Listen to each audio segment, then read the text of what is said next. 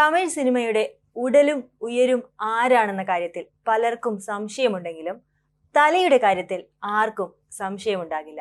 അതെ, തല എന്ന് നാം ഓരോരുത്തരും വിളിക്കുന്ന അജിത് കുമാർ. തമിഴകത്തിന്റെ ഈ തലയെ കാണണമെങ്കിൽ സ്ക്രീനിൽ നോക്കണം. പൊതുവേദികളിൽ അത്യപൂർവം, പരസ്യ ചിത്രങ്ങളിൽ കാണില്ല, ട്വിറ്ററിലോ ഫേസ്ബുക്കിലോ ഇല്ല, സ്വന്തം സിനിമയുടെ പ്രചാരണത്തിന് പോലും വരാറില്ല. അഭിമുഖങ്ങളും ചാനൽ പരിപാടികളും പൂർണ്ണമായും ഒഴിവാക്കി. ഫാൻ ക്ലബ്ബുകൾ പണ്ടേ പിരിച്ചുവിട്ടു. എന്നിട്ടും തല എന്ന് ആർത്തു വിളിക്കുന്നവരുടെ എണ്ണം ദിനം പ്രതി പെരുകുകയാണ്.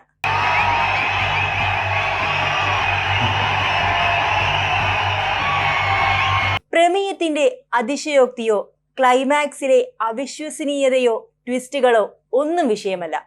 തല മാത്രമാണ് മുഖ്യമെന്ന് അവർ സാക്ഷ്യപ്പെടുത്തുന്നു. അജിത്തിന്റെ ഓരോ പുതിയ ചിത്രത്തിന്റെയും റിലീസ് ആരാധകർക്ക് തല ദീപാവലി ആകുന്നതും അതിനാൽ തന്നെയാണ്. 1993 അമരാവതി എന്ന സിനിമയിലൂടെയാണ് അജിത് കുമാർ എന്ന അജിത്തിന്റെ സിനിമാ പ്രവേശനം. 1995 പുറത്തിറങ്ങിയ ത്രില്ലർ സിനിമ ആസയിലൂടെയാണ് ഒരു താരമായി അജിത് ഉയർന്നത്. AR മുരുകദോസ് സംവിധാനം ചെയ്ത ദീന എന്ന ചിത്രത്തിലെ ചെല്ലപ്പേരായിരുന്നു തല. അൾട്ടിമേറ്റ് സ്റ്റാർ എന്ന മുൻ വിശേഷണത്തിനു പകരമായി ആരാധകർ ഇത് ഏറ്റെടുത്തു. അമർക്കളം എന്ന സിനിമയിൽ തന്റെ നായികയായി എത്തിയ ശാലിനിയുമായി പ്രണയത്തിലായി. 2000 ഇരുവരും വിവാഹിതരായി. ഇവർക്ക് 2 മക്കളാണുള്ളത്, അനൗഷ്കയും ആദ്വികും.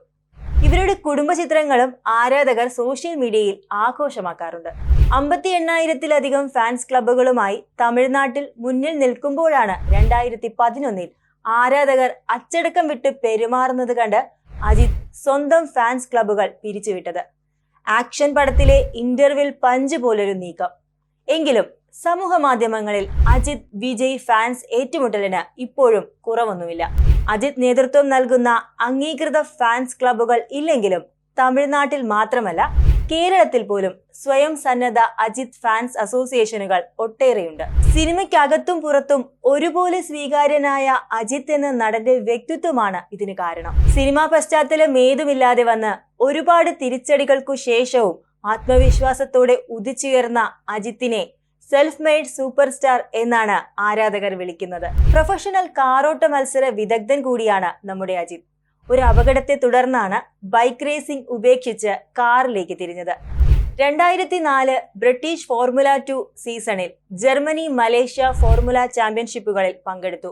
ഇതുകൂടാതെ മറ്റൊരു ഹോബിയായ ഷൂട്ടിങ്ങിൽ തമിഴ്നാടിനു വേണ്ടി മത്സരിച്ച് സ്വർണ്ണ മെഡലും കരസ്ഥമാക്കിയിട്ടുണ്ട്. 2011 വെങ്കട് പ്രഭു ചിത്രം മങ്കാത്തയിൽ സോൾട്ട് ആൻഡ് പെപ്പർ ലുക്കിലെത്തി കയ്യടി നേടിയ ശേഷം മിക്കവാറും കഥാപാത്രങ്ങൾ ഇതേ ലുക്കിൽ തന്നെയാണ്. ഫ്ലോപ്പുകളും ഹിറ്റുകളും സൂപ്പർ ഹിറ്റുകളും ബ്ലോക്ക് ബസ്റ്ററുകളുമെല്ലാം മാറി മാറി അജിത്തിന്റെ കരിയറിൽ ഉണ്ടായിട്ടുണ്ട്.